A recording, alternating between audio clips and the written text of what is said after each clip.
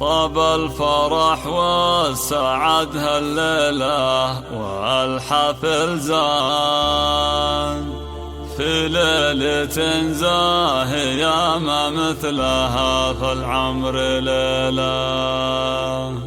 ليلة فرح تجمع أحباب وقرايب وخلان وعقد القران انكتب بين الأصيل والأصيلة عقد القران انكتب بين الأصيل والأصيلة.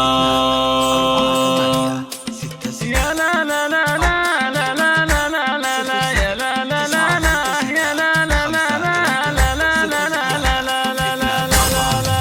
وبالفرح والسعد هالليلة وحفلنا زان في ليلة زاهية ما مثلها في العمر ليلة فرح تجمع أحباب وقرايب وخلان عقد القران الكتب بين الأصيل والأصيلة.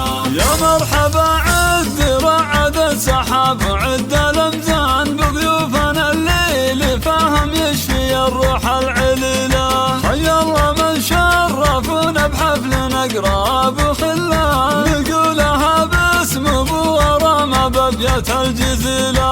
عروسنا الليلة نهديها التهاني بعد بالحان مبروك والله يديم افراحها سنين طويلة. بنت الكريمة سنا في عالي المقدار والشان مكرم ضيوفه ويبشر بالسعد منه يجيله.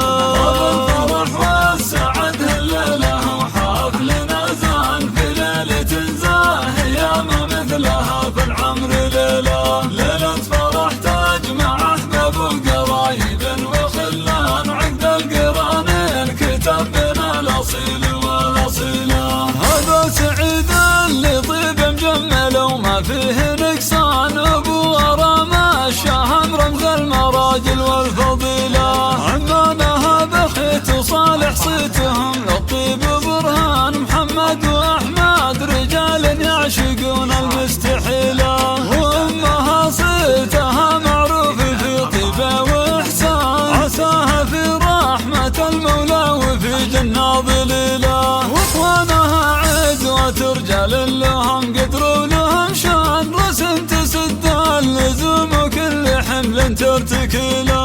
وبالفرح والسعد هالليلة وحفلنا زان في ليلة زاهية ما مثلها في العمر ليلة فرح تجمع أحباب وقرايب وخلان عقد القران انكتب بين الأصيل والأصيلة. غرام راعي العلوم الطيبة وللطيب عنوان وإبراهيم اللي بوقفته يعدل كل ملا. وسعود رمز المراجل والنعم به طير حرام وفيصل وحسام درب الطيب ما حد يميله. سلايل أهل المكارم والفخر ضربين الأيمان من الحمد الفخر والعز ورجال الفضيلة. مبروك لك يا محمد ملكتك وعقد القران يا شهم نسل الشيوخ أهل المواجب الأصيلة.